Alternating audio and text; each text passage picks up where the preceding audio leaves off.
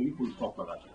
अभी कुछ दिनों पहले की तो बात है, उन्होंने कहा जो 75 साल के हो जाएं वो जरा बाजू हट जाएं और लोगों को आने दें, काम करने दें। 75 साल के बाद अब उन्होंने जो कुछ कहा था मैं नहीं कहूंगा। फिर मैं जानना चाहता हूं, ये मार्गदर्शक मंडल में जो भारतीय जनता पार्टी के जन्मदाता हैं आडवाणी जी, मुरली मनोहर जोशी जी, तमाम पे भी फुल स्टॉप लगा दिया।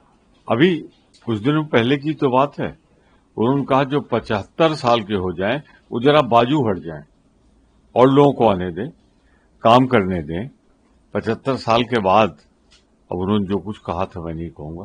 फिर मैं जानना चाहता हूं, ये मार्गदर्शक मंडल में जो भारतीय जनता पार्टी के जन्मदाता हैं आडवाणी जी, मुरली मनोहर जोशी जी, तमाम नेताओं को क्यों डाला गया?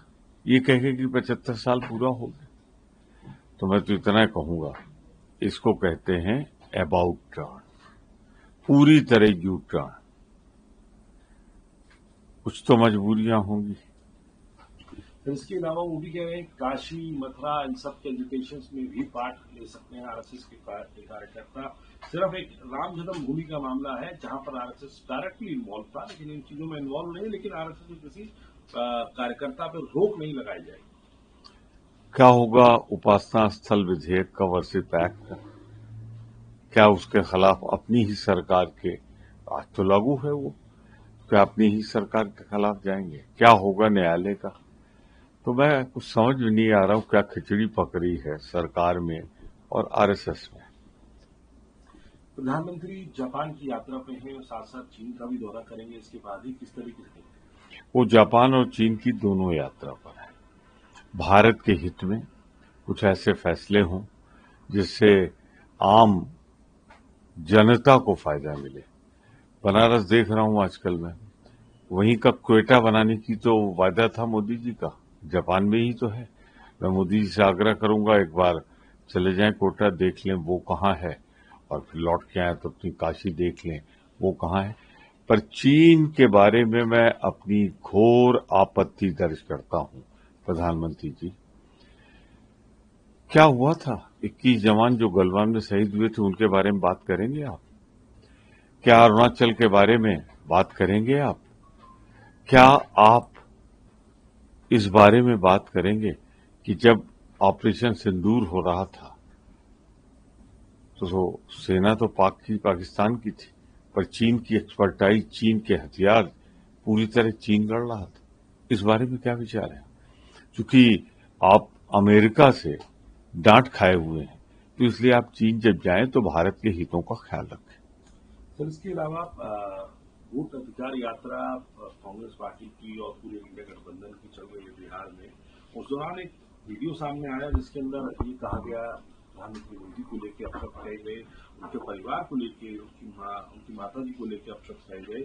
पूरी तरीके से बीजेपी अब उज्ज्वलित है। हर एक नेता जो है, चाहे उस मुख्यमंत्री हो उत्तर प्रदेश के और प्रदेशों के, उसी तौर पर कांग्रेस पार्टी को पूछ रहे हैं और कह रहे हैं कि इस तरीके की मानसिकता साफ हो गई कि कांग्रेस क्या सोचती है। पगलाए हुए जो अपार सफलता मिल रही है राहुल गांधी की यात्रा को, उससे थोड़ा मानसिक रूप से विचलित हैं सभी भारतीय जनता पार्टी के लोग। ये तो खुद ही कह रहे हैं कि जब राहुल गांधी चले गए थे मन से बहुत पहले, कोई नेता भी नहीं बचा था, तो मोहल्ले के किसी बच्चे ने, वो भी नाबालिग कहा जा रहा है, अगर किया है तो उसके लिए आयोजक ने माफी भी मांगी। पर हम कांग्रेस की न वो संस्कृति है, न आलोचना मैं करता हूं, निंदनीय है। पर एक बात कहूंगा, वो तो किसी नाबालिग ने किया है, पर क्या गुजरात के मुख्यमंत्री नाबालिग थे उस समय जब उन्होंने सिर्फ कांग्रेस की राष्ट्रीय अध्यक्ष, हमारी चेयरपर्सन और भारत की सबसे ज्यादा सम्मानित नेता के खिलाफ जिन अशोभनीय शब्दों का इस्तेमाल किया था? क्या मोदी जी अब आप माफी मांगेंगे? भारतीय जनता पार्टी माफी मांगेगी और कहेगी अपने प्रधानमंत्री से कि इन अपशब्दों के लिए पद त्याग करो? आखिरी सवाल, संभल की को लेकर एक रिपोर्ट आई है सामने जिसके अंदर तमाम बातें कही जा रही हैं कि हिंदू आबादी कम हो गई और सीधा सीधा 15 रॉयट्स अब तक हुए हैं, 15 बार दंगे हुए वहां पर, इससे जोड़ा जा रहा है। मैंने तो उत्तर प्रदेश के गृह सचिव और अपने अनुभव के आधार पर कह रहा हूं। वो रिपोर्ट तो गोपनीय है, उसमें क्या लिखा है कैसे मालूम? तो जब तक वो सार्वजनिक न हो जाए, उत्तर प्रदेश सरकार उसे सार्वजनिक न कर दे, तो कयास पर या उड़ी उड़ाई बातों पर मैं प्रतिक्रिया तो नहीं दे सकता।